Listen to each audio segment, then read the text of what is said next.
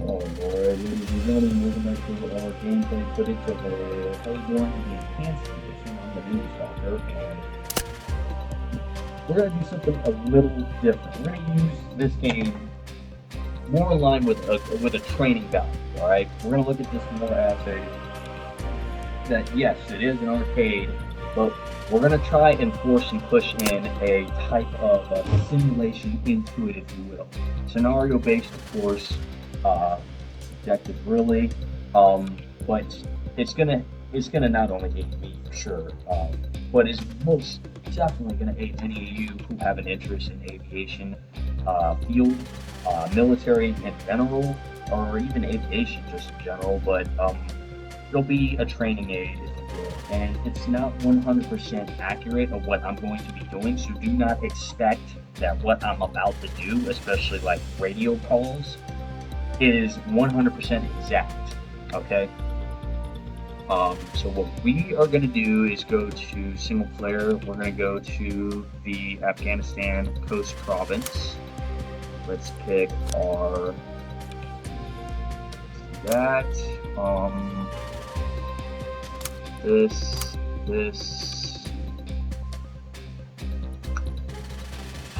normal 1 day.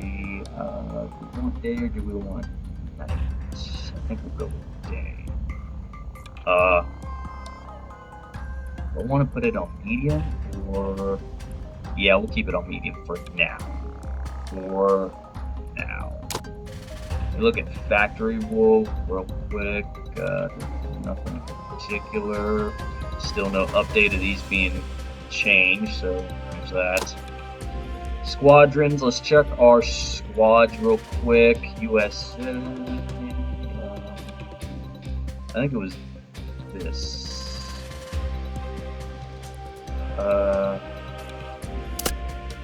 Edit. What do we have? You have that. You have those. And you have the gun pods. Good, that's what I want.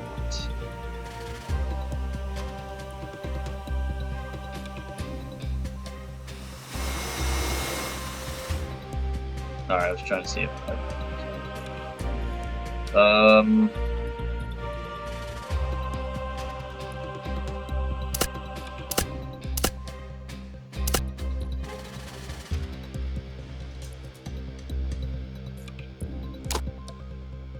Alright.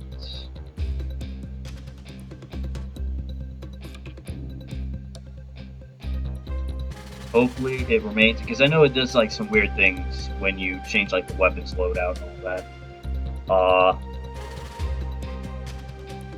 Anyways, yeah, so what we're gonna kind of focus on here is type of radio calls and yeah, just certain kinds of procedures like that. So, anyways, who do we want to immediately play as? We have our Golf model, comes with the 40, 21 Hydras, and the Vulcan 20mm gun pod. It's got flares. They all have flares. It's good. They all have flares. Then we have the Juliet, which has the 76 Hydras and the 20mm gun. Okay, and then we have the 20mm gun as well. We have the gun pod, though, the 7.62. And then we have 8 toes.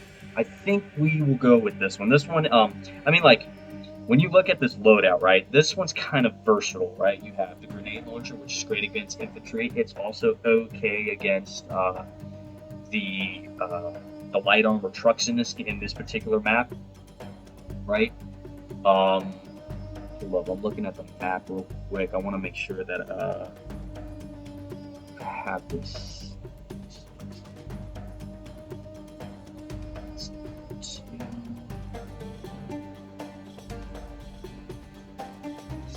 There. 2, 4, 6, 7.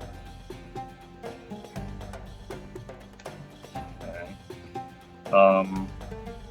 Yeah, so this one's kind of versatile. Even though the 40 millimeter grenade launcher, I think in reality would be more than enough for a freaking light armored truck. But like, again, it's an arcade game, so it needs to not make anything OP. But then that's why I also put that 20 millimeter Vulcan on there, right?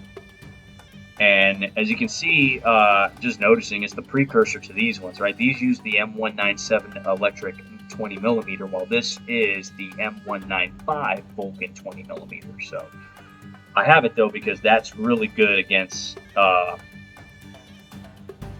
vehicles and stationary targets.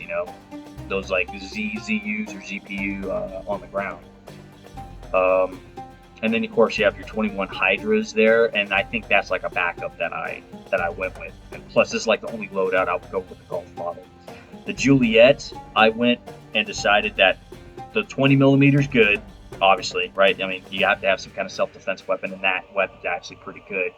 But then the Hydras, I just loaded up on Hydras, even though I have a love-hate with the Hydras, because they're 70 millimeter. In real life, they do some pretty amazing things, but in this game, one Hydra doesn't destroy a truck, which kind of annoys me. But 76, yeah, we can work with that, especially on a Cobra. Then you have this one, which is what we're going to be flying with. You have the one 20 millimeter electric. You have a gun pod. So not only do I have the 20 millimeter, but I also have two gun pods of 7.62s. Now the 7.62s are a smaller round than the 20, but it does the job that I need it to. So the rounds, they spread out enough to hit infantry decently well, and they can also do a decent job on fixed stationary light armor targets. And then of course I have my ATGMs, right? I have 8-tow missiles, and those are definitely good for what I specifically use, of course, for like target vehicles. So this is what we're going to fly with. I think this one is the most advanced out of all three. It's got the better engines and all that, so it's got two engines. But again, we can't really simulate in this game emergency procedures, especially like if we lose one engine based on the fact that like we get shot up enough and like we just happen to have one engine, or if just one engine decides to shit the bed for whatever reason. But this is that more tried and true that I like, so we can work with this. Now, here we are, we're in, right? So this is what I wanted to do to kind of like, not really school you guys up, but like give an example really and a training aid to like, yeah, this is kind of what you can expect as an Army aviator, right? Now, again, I'm not giving you like any trade secrets here, and I've altered my radio calls that I'd like to do to an extent. So do not expect like, oh, I've learned from the mental stock, and this is how it says. So when I go to Afghanistan, especially the Coast Province, this is exactly how we're going to sound. Like, no, Chico, that's not how that works. So give me a second while I write some things down. 7, okay.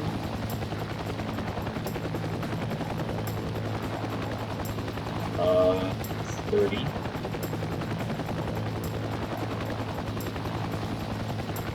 And let's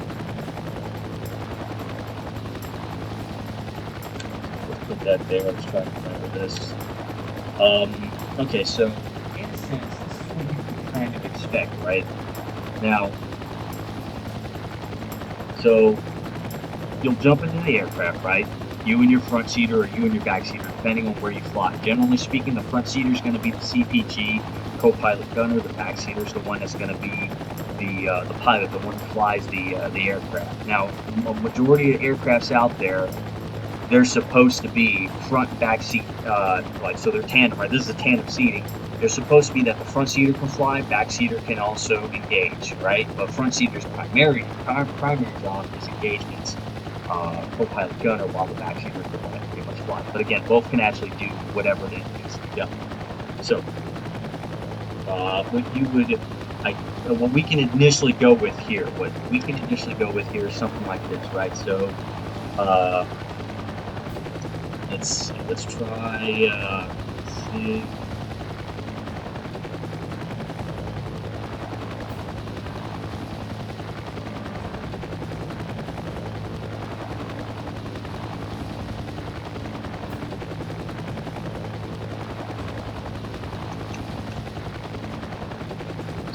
let's try this, right? So it'll be something like this. You jump in your aircraft. You haven't really started it up yet, but I mean, if your backseater's real fast and wants to just hurry up and start up the aircraft, okay, cool. So long as you're doing what you're supposed to. And also, that being said, um, based on your crew brief, the backseater has a portion of the radios, but the front seater also has a majority of the radios.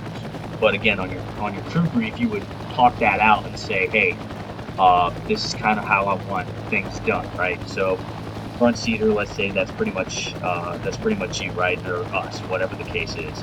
So it'll be something like Coast X-ray, Reaper 1 crew, Iserman, Janahan, sitting Redcon 2. They'll contact you back and say, Roger, Reaper 1, understand Redcon 2. Or they'll even say, Roger, Reaper 1, understand crew, Iserman, Janahan, sitting Redcon 2. Now, I said crew, Iserman, and Janahan, or Shannon, or whatever it is, just Janahan. That's not really my last name. Or you don't even say first names, but none of those are really my last name. I picked those names because those were the starting line, two of the starting linemen for the Detroit Red Wings back in like 2001 and shit like that. I don't know, just they were names that I remember. So anyways, right after that, you start up your aircraft, everything, you go through your checks, and the aircraft started right, blades are clearly spinning, your one engine, because this aircraft's got the one engine, right? So now you're going to contact ground, right? So coast ground on copter 1, 2, 3, 4, 5, single AH1 with information Mike via, that didn't help me out. That's just great. Okay, anyways. You wouldn't say actually all that. You again, when you talk on radio, it's push to talk, not push to think. So make sure you have everything out. There's nothing against the law you writing stuff down too. So you can write all this ahead of time, but eventually you're expected to kind of know this ahead, right? I made just some quick notes to help out, and whatever helps gets the mission done, whatever helps gets the job done, you're good to go. So again, it'll be coast ground on copter 1, 2, 3, 4, 5, single AH1 with information Mike or information whatever it is. You're gonna pull this information out, and if you're in a combat environment such as we are here, you would get this information from talk, right? Otherwise, if you're back home stateside, garrison or whatever, you would get this information via like agents or something like that, whatever the case is. It's basically information that's letting you tell them, hey, I have this info that's current. And this info is whatever it is, whatever the info is for the current situation. And then they're going to be like, okay, I acknowledge you have that.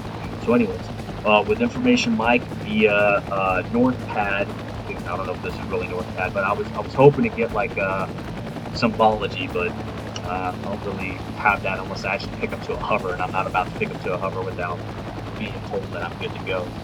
Anyways, via North Pad, request takeoff instructions.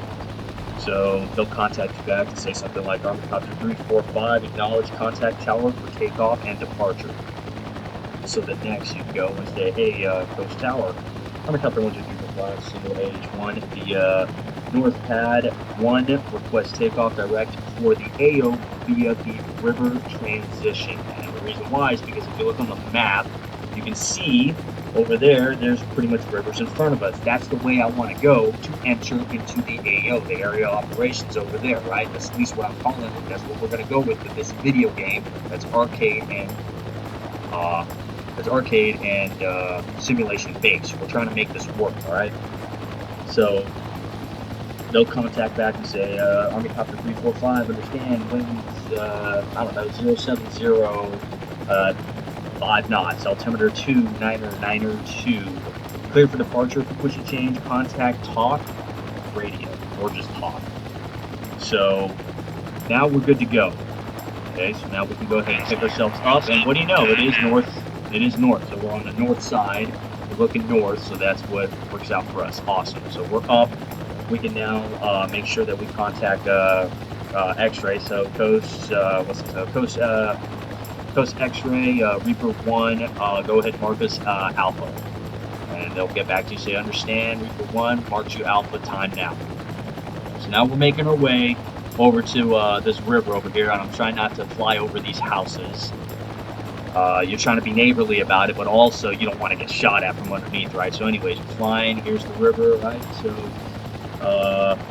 talk radio on the copter 1, 2, 3, 4, 5, single AH1 with information Romeo Sierra. Request entry to the AO via the river transition. We'll get back to you, even though we're clearly in the, well, kind of in the AO, but right now we're basically in, and we're going to continue flying. And they'll get back to us and say, on the copter 345, squawk 0124, entry approved, remain below, Angels 1, contact JTAC. So now we're in, and they're telling us contact JTAC for the actual area, right? For the actual, whatever it is, right? Mission. So for me, I'll be like, okay, so Jag 4, Reaper 1, Army Copter 1, 2, 3, 4, 5, single H1 in the overhead. Weapons load 750 20 millimeter, 3,000 rounds of 7.62 and 8 toes. Playtime 2+00 and aborts in the clear, or confirm aborts in the clear. They'll get back to you and say, we want to acknowledge all weapons free, provide security for all waypoints.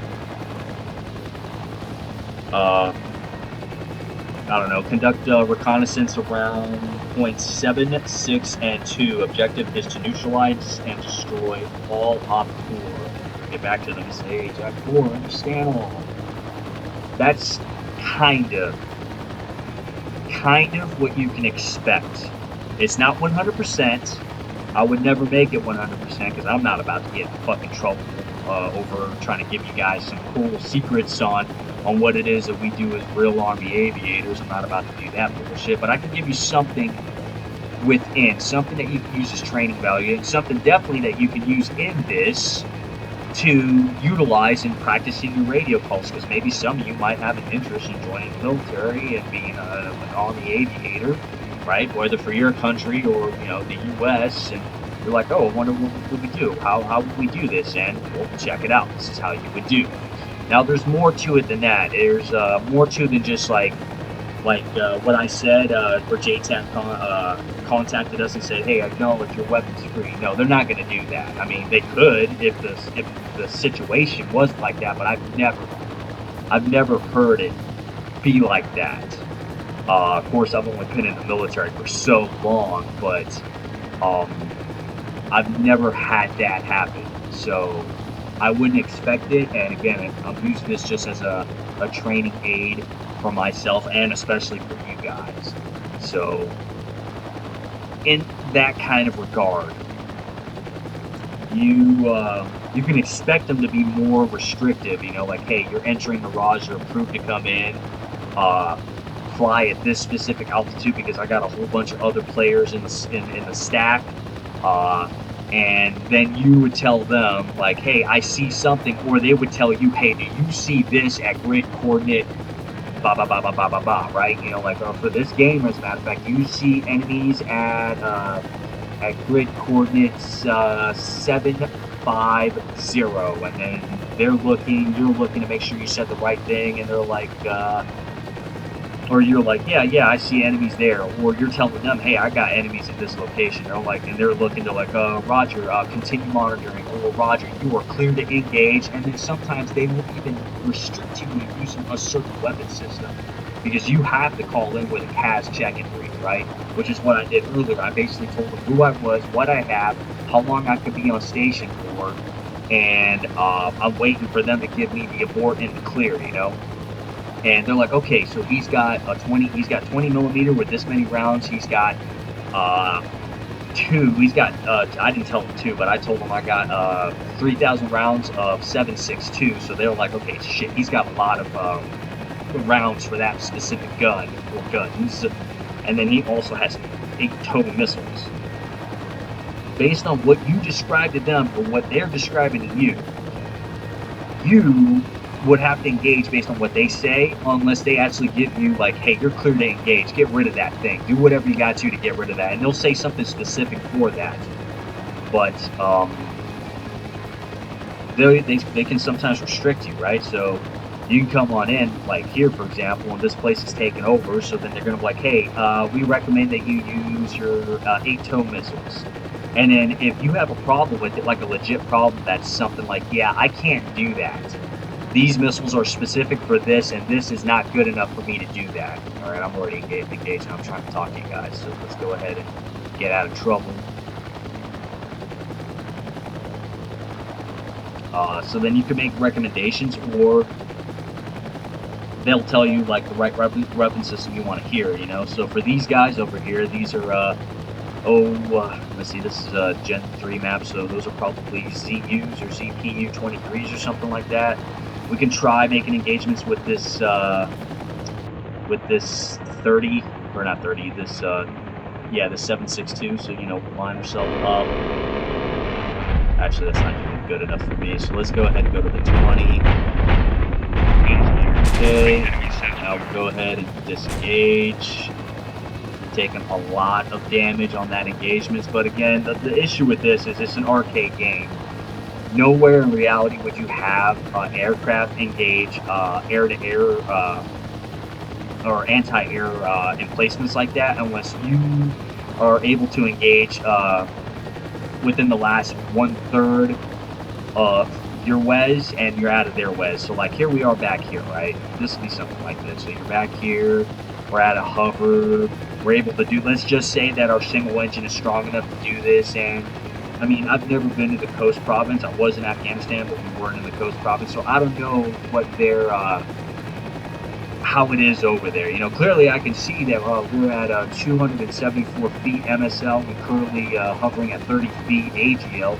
So it's possible that our single engine can handle this, but I don't know how hot the temperature is outside, because things you got to look for your performance planning considerations is how heavy your aircraft is, how high you are in reference to the location, right, for your environmental considerations, and then also the temperature plays a part.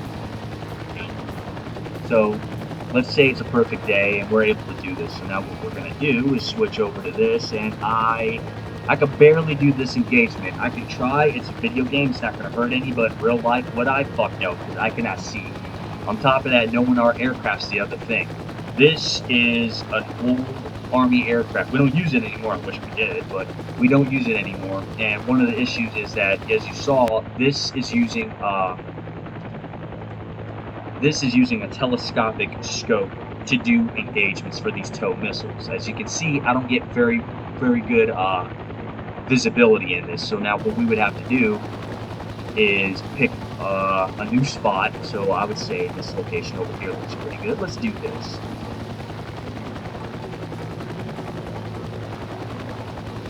You know, and they'll tell you, hey, do these engagements. Sometimes they'll even tell you, we recommend that you do a running fire engagement or a diving fire engagement. Other times they'll just leave you up to make the decision of what kind of engagement that you are going to do. So then you come up with a plan with your -2, and you tell them, hey, we're going to do shooter or looker shooter or something like that. I don't know. You're going to come up with something, and it's going to be running or diving, or we're going to be doing like idiot circles in the sky, wagon wheels, something, you know. Anyways, we picked a better spot, but it's still kind of hard to make out something. So you, as the front seater now, you are going to have to look around and see what stands out as a target. So let's see, what do we have here? Well, that looks like a bad guy right there, right? That looks like a ZPU or ZU 23 or whatever weapon system it is. We're going to say it's a ZU 23 right there, and we could do this engagement if we wanted to. I don't, though. So what we're going to do is we'll come up with the excuse. First of all, let's level the horizon for us. So now we're holding. We're holding at 78.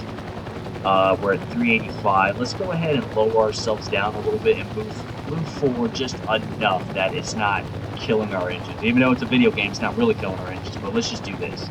Now, we'll make the excuse of saying, hey, we're going to engage with 20, you know, and then you come up with a reasonable reason. You come up with something reasonable to do so, and you're like, hey, I got 694 rounds that I'd rather use on this light skin. It's just a weapon system with people sitting at it.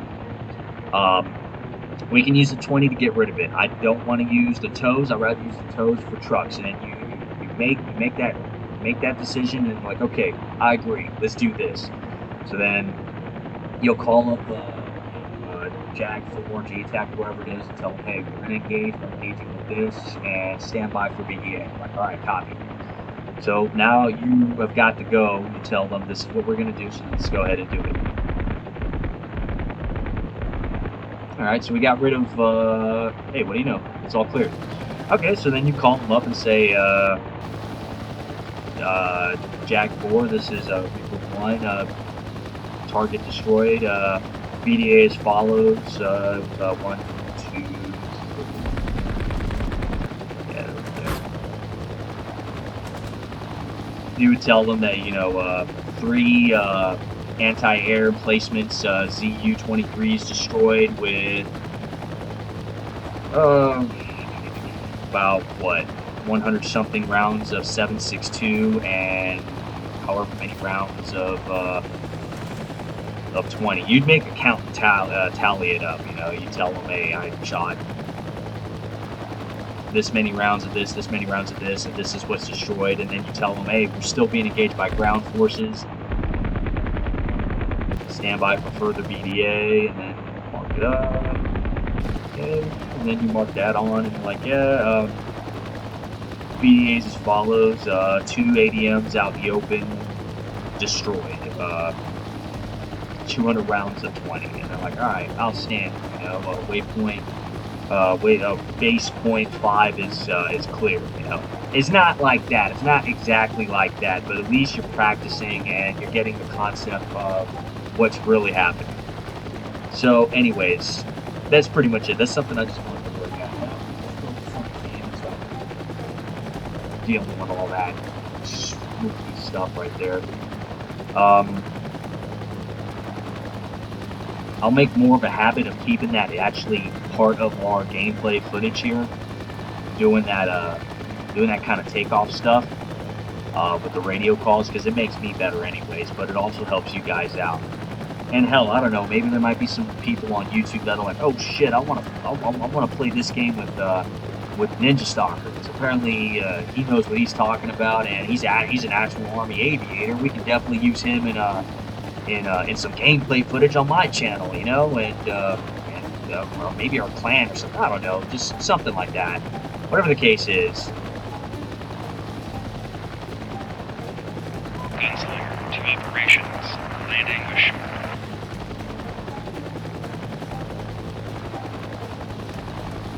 Really, what it's for is mostly just training value. I see this more as a fun simulation rather than like a straight arcade game to just play.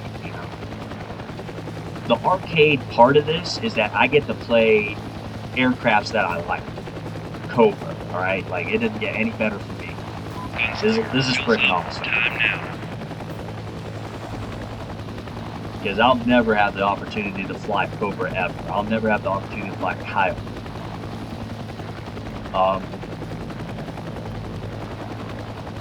Maybe an Invictus, maybe not, but definitely my go-to aircraft is this. It's nimble, it's decently fast, it's small. I like small aircraft.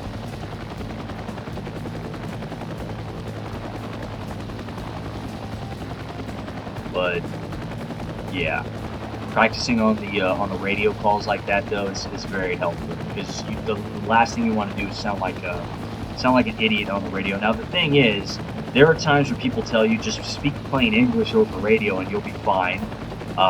If people like kicking your dick for whatever reason, just deal with it. That's Army aviation for you in general. They kind of do shit like that anyways. But you don't really want to mess up on the radios, because there's going to be people on the ground that rely and count on your information to get put out there fast, especially like on a deployment, and Threat system active. God damn it.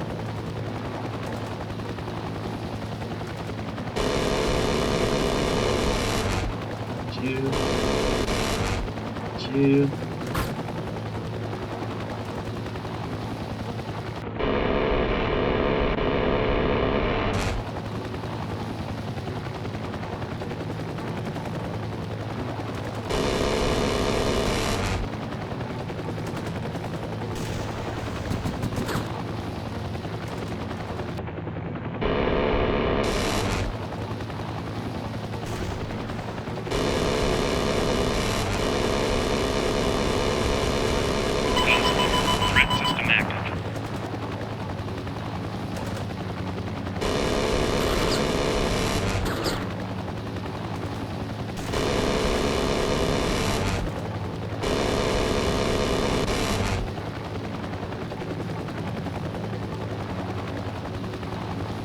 Like, how scary is that got to be right there? You got this Cobra just hovering above you, shooting this 7.62, just miniguns, just shooting miniguns at you, and you hear brrr, just like that. You're like, dude. You're like, fucked.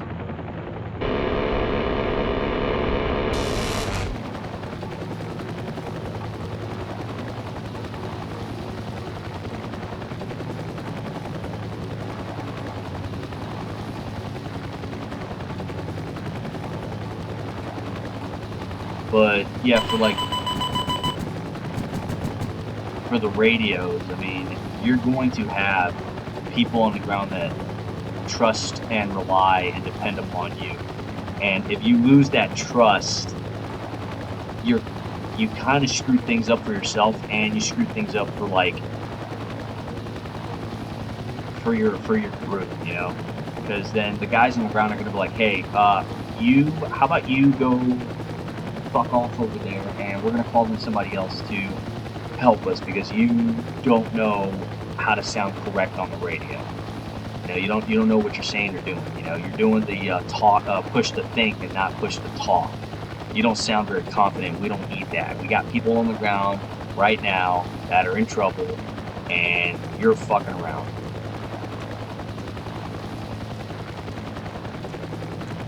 And it'll be like that. That's trust that was lost, and now your unit that you're with are like, what the fuck? But if you're good,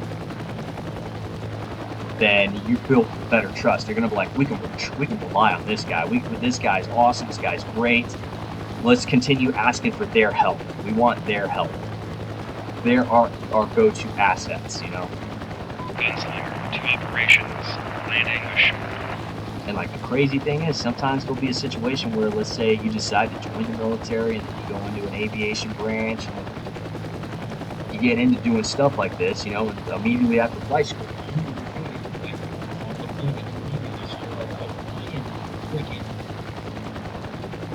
I'm freaking like progressing, learning and training, and immediately you're gonna put me into in a combat role, combat missions. Like, I just finished my training. You know, and which is what happened with me and another person. We came from flight school, and we're like, okay, what's up? And they're like, yeah, we're about to deploy in like a few months. And then it's like, oh shit. And we go and deploy, we continue our training, and then immediately training finished. Like, all right, you guys are RO progressed, you are full-fledged pilots, you can go on training, you can go on, not training, but you can go on combat missions now. Oh, cool. Yeah, you're blessed off. Right now you're going. It's like, oh snap. You know, and then you go and then you're like, oh, I hope I don't sound like crap. You know, so you're all worried about what you sound like and how things are going. And I need to remember not to use this weapon system on these stationary targets, or at least these particular stationary targets. I need to use the 20.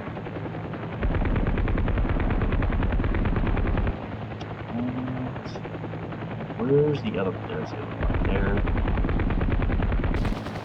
Now I gotta go back and repair because I'm a freaking idiot that I thought this 7.62 could do a lot more, but it can't.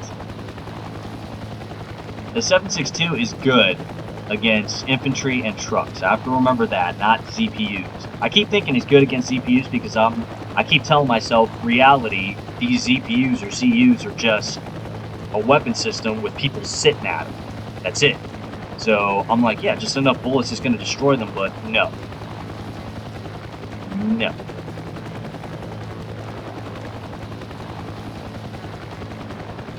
But anyways, yeah, we immediately get put into combat roles, and it's like, okay, this is really happening. This is it. But you continue training, even in your combat missions, you're still training, you're still learning. It's not like you're 100% perfect, which sometimes people tend to forget. That's the thing that you'll run into sometimes. You'll run into, and it's not just the aviation branch. It's any branch. As a matter of fact, it's any organization, civilian, government. It doesn't matter. You'll get into a situation where you got people that expect everyone immediately to be aces. Everyone immediately to be super good. And it's like, no, bro, that's not how that works.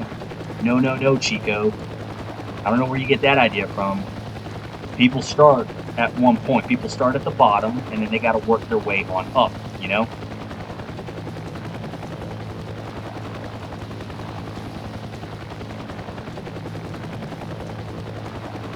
And people tend to forget that. They're just like so preoccupied, like, oh, I need things to be perfect. Things need to be like this. And you're like, that ain't gonna happen. Let me tell you a thing about reality. It's not gonna be like that, so you better stop doing that, because you're going to induce failure, and then it's going to be worse for you.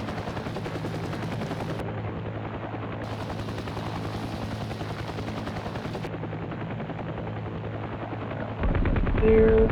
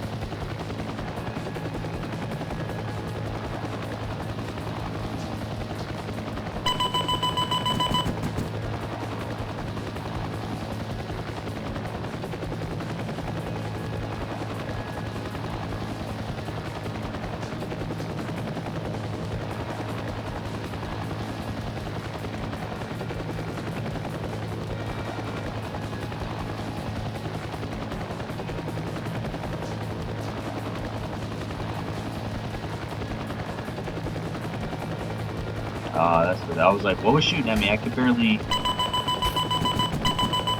Gunslinger taking heavy contact. Gunslinger reporting enemy south. Gunslinger rifle away. Oh, that was a fucking miss.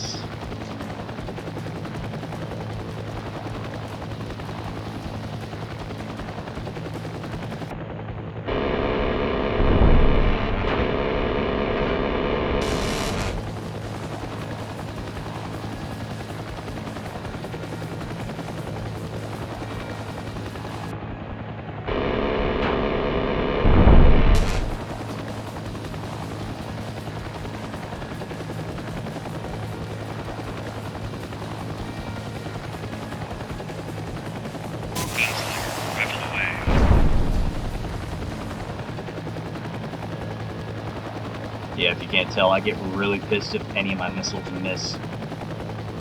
This is a missile. It's meant to do like big, cool, awesome shit, like destroy things, not waste a fucking missile on nothing. Unless the objective is to shoot the missile at nothing, but it's for training value, then, you know, as long as the missile gets off the goddamn rails. But if you're aiming at something and you miss, it's kind of like one of those, like, oh my god, how much money did that fucking cost?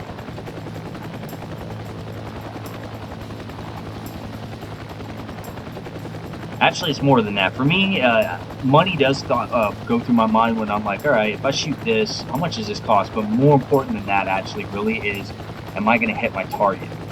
You know, it's one of those personal things that I'm like, oh, I want to be accurate. I want to make sure that everyone walks away thinking, damn, Rod's pretty fucking good. He can hit his targets. But definitely something in my mind is like, you know, shoot a missile and you're like, all right, this missile better hit. Costs a lot of money, but I want to make like the cost effectiveness of that like worth it. Alright, let's see. What are these? They're supposed to be.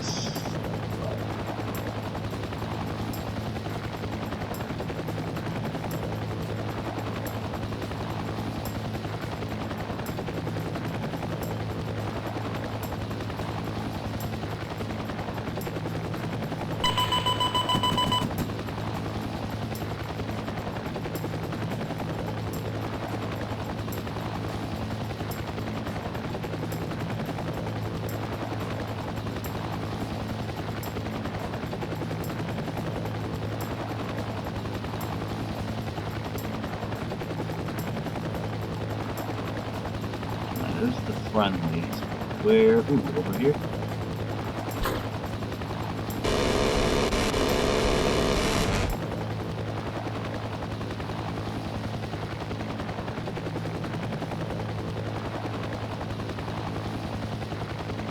Disappeared. He's not there, so that means this mission failed, right? Yeah, there's not as many people here. I think the mission just finished, so okay.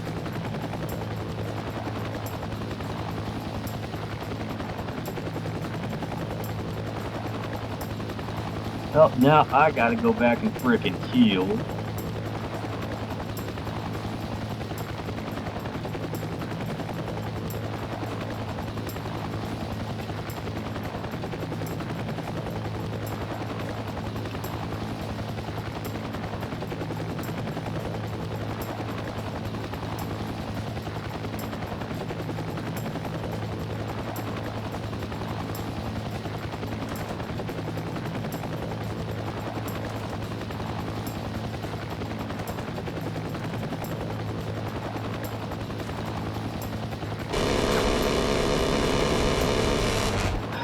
I need this weapon system to do a little bit more. I definitely need this weapon system to do just a little bit more than that. Like,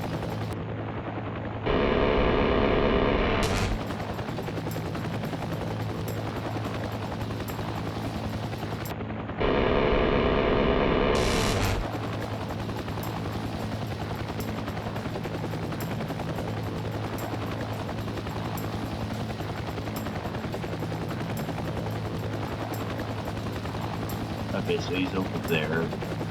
Go ahead and make a wide turn since I have to actually incorporate some better weapon engagements.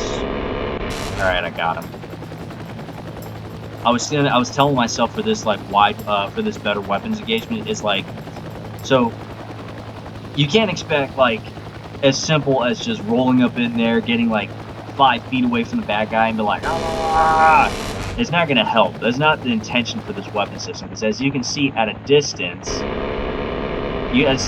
all that whole area just was blanketed by bullets, right? So you then have to tell yourself, okay, there's a min and a max effective range for this weapon system, right? The 30 has one, and I have it memorized in my head, but I'm not going to give you what it is because you don't need to know that kind of information. But what you do need to know is all aircraft that have some sort of armament has a min and a max effective range. Gunslinger, threat system active. Gunslinger, taking heavy contact. Yeah, that sucks. I didn't even see where that came from. I still need to figure out the flares for this for this game. Excuse me. The Enhanced Edition is kind of funny with the flares, but the Legacy version of this game is super easy. Just pop flares, time it, and the missile system will go away. In this game, the Enhanced Edition, you don't really see the missiles. Sometimes they don't leave a smoke trail. They don't stay in the air that long. But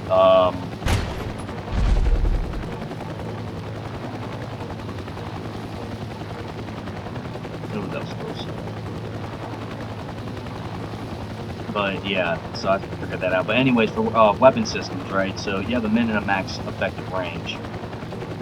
There's a max ballistic range. There's a very effective range. But generally, what you want to look at is a min and max effective range. So we know in this aircraft, because I've shown it a couple times, that yes, you can engage like 5 feet from the bad guy. It's probably not the best because you're going to end up hitting the ground, and a majority of your rounds, like 50%, if not less, is going to hit the damn target. And then there's, of course, a max effective range. So, for example, I can't right now expect there to be bad guys over there, and I pull the trigger and I'm going to hit them. Because, first of all, accuracy is not very good at a distance when it comes to projectiles. And then, of course, the penetration values, and in reality, the rounds are going to, drop off and all that. So, there's some realism into it. So now I have to tell myself with this specific weapon system, the 7.62, the 2 times 7.62 miniguns here, or pods, really, they're pods, 7.62 minigun pods here. I have to tell myself, where's my min, where's my max? So with that last engagement you saw over there at, what was it, at 2? There was that guy in that courtyard there, and I pulled the trigger saying, okay, if my accuracy, it has a spread at a certain point, one of these rounds is bound to hit him, and if I shoot enough of the rounds, they're going to kill him. So that's what I ended up doing, and sure enough, we saw that we scored a kill. It said one soldier, killed or dead or whatever. Let's go ahead and hurry up and get rid of this. Okay, let's get rid of this. Got him. See, that was doable. Granted, I could have shot the tow missiles, but the problem is the tow missiles aren't 100% accurate. You've noticed a couple of times that the tow missiles will not like laser beam to the target. They actually move around a bit. So I said to hell with that. Let me save those tow missiles for actual vehicles, and I'll use the 20 for pretty much being the versatile weapon system to get everything and anything else. So see, the 20 can do it.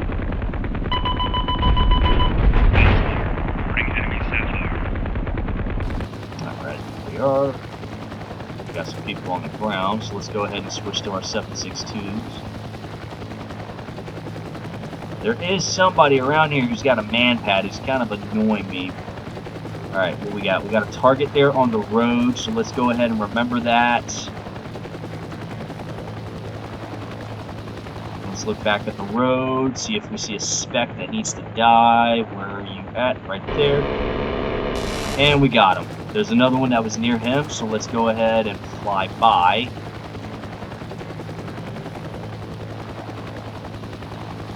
Okay, let's continue forward. Where are you at? Where are you at?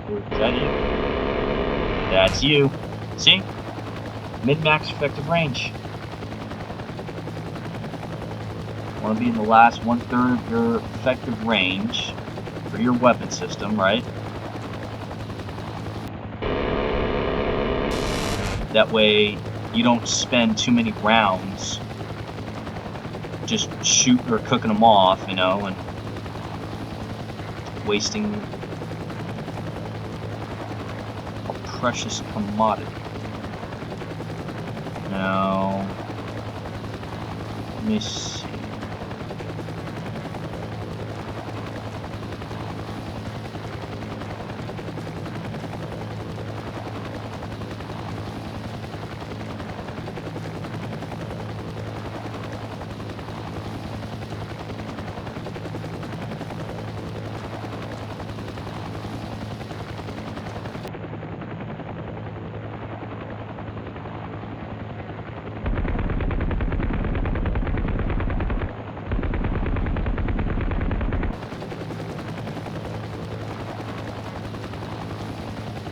Of course, with the 20, I can use that for personnel on the ground. I can use that for trucks, tanks, armor personnel carriers. I can use that for anti-air emplacements. I can use that hell against other aircraft, but we don't have that as an option in this game. Enemy AI aircraft. I can use that against anything. The 20mm is an amazing all-around weapon system that can do it. Threat system active. Alright, visual of where they're at least. Woo, that was close.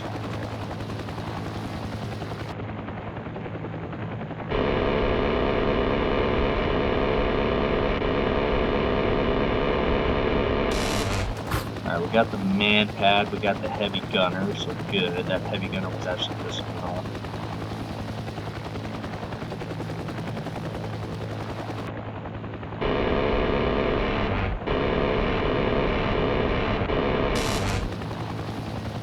Got it.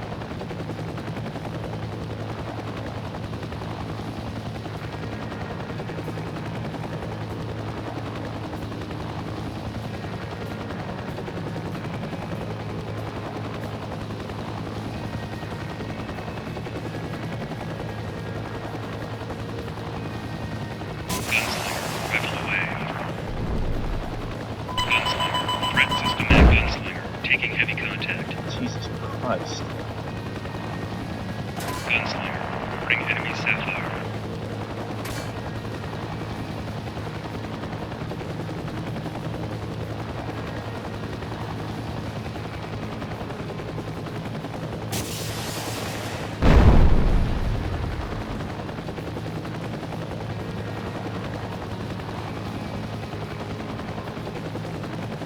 Gunslinger rifle away. Gunslinger threat system and gunslinger taking God heavy contact. damn.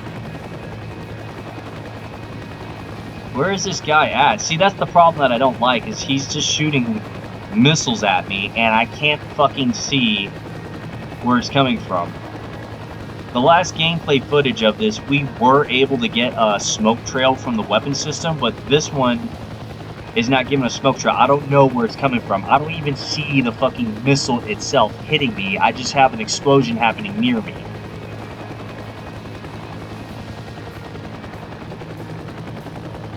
And I'd like to know where the guy's at so I can get rid of him so he can stop fucking shooting me.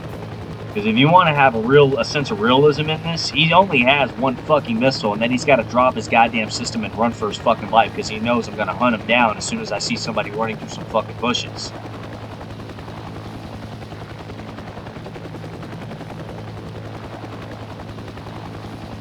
But it's a game, so they got to like teach you a lesson like, oh, you want to fly a helicopter? Well, we're going to shoot you out of the sky. And I'm like, right, well, you now need to do something that makes it better for me to see you, to see you doing this to me. And I can't tell where this fucker's at.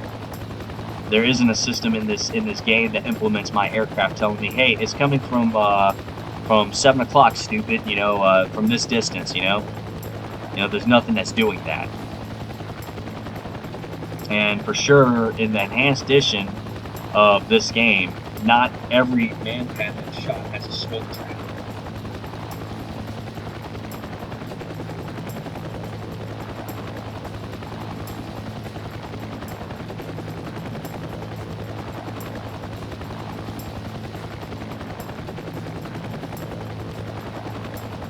Gunslinger wheels up. Time now.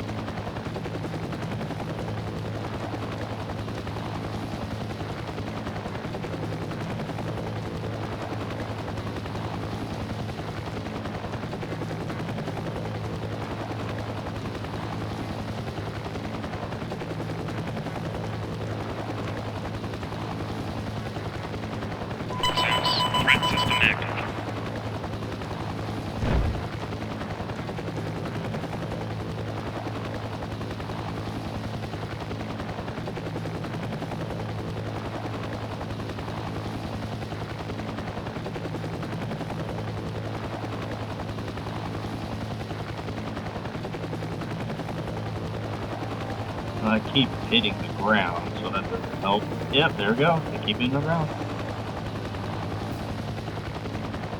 One of the problems I need to work with in these faster moving aircraft.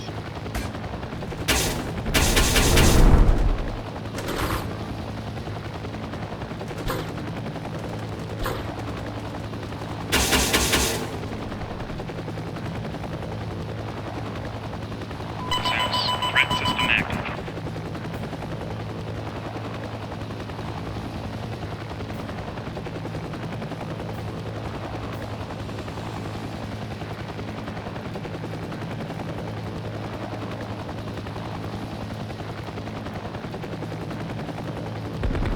Zeus, reporting enemy satellite. Zeus, going down. Jesus. I think we hit it.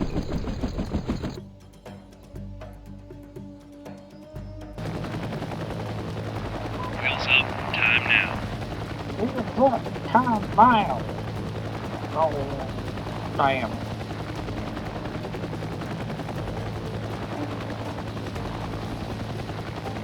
That's very interesting. So they have the 40 millimeter and the little minigun already attached to it.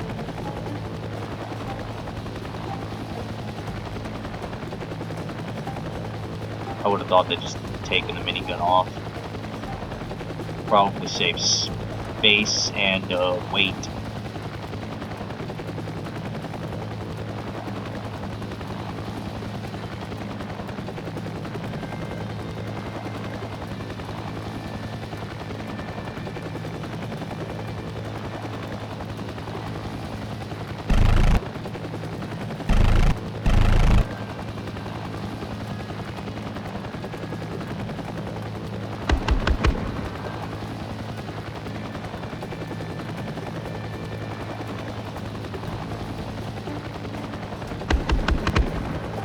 I like the way that sounds too. Like, tuk, tuk, tuk, tuk, tuk. It's just fucking awesome.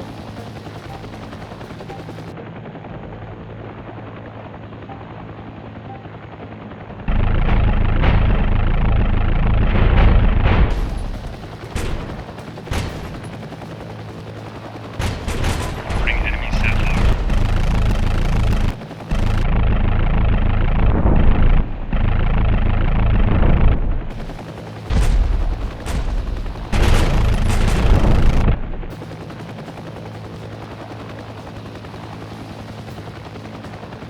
That was a terrible way to engage those anti-air positions. Terrible.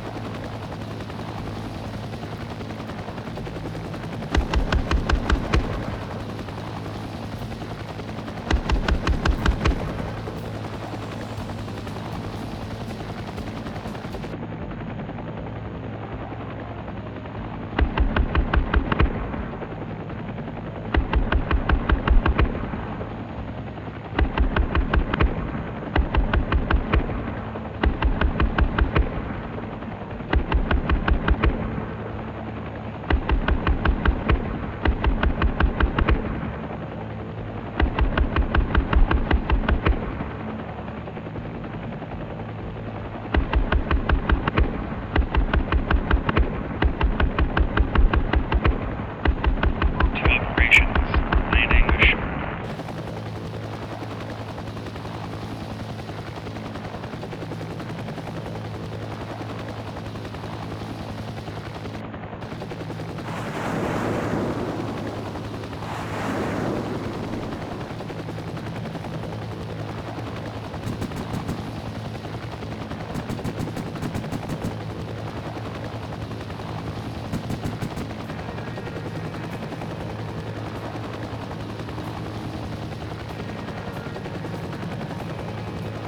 Wheels up, time now.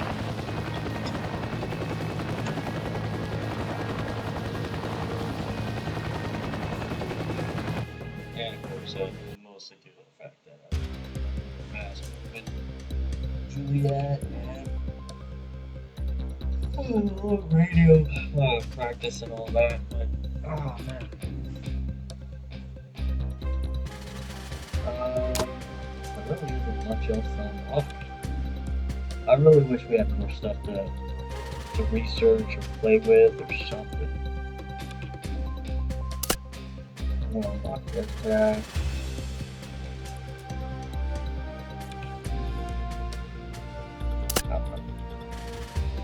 Anyways, I'll go ahead and stop the video. I hope you guys enjoyed. Leave a like, comment, subscribe.